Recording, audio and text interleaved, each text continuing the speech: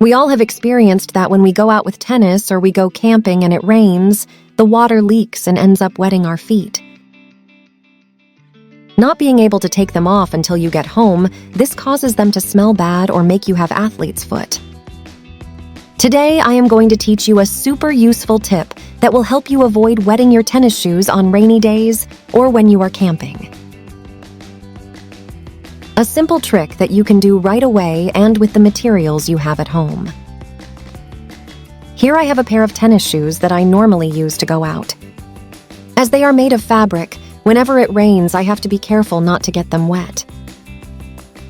The first thing we are going to do is take a wax candle that you normally have at home.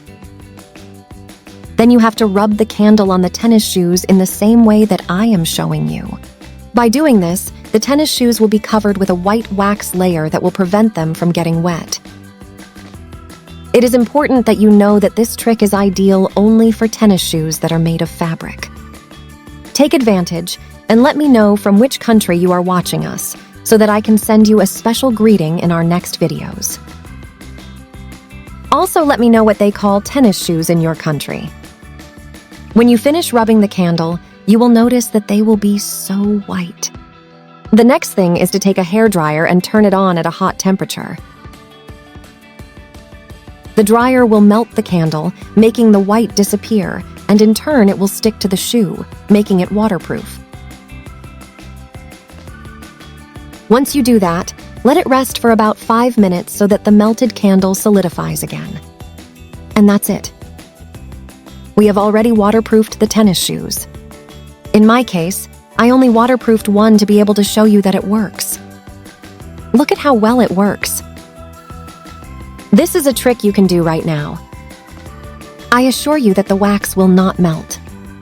Whenever you want to remove this layer, all you have to do is heat the shoes again with a dryer and put them in water.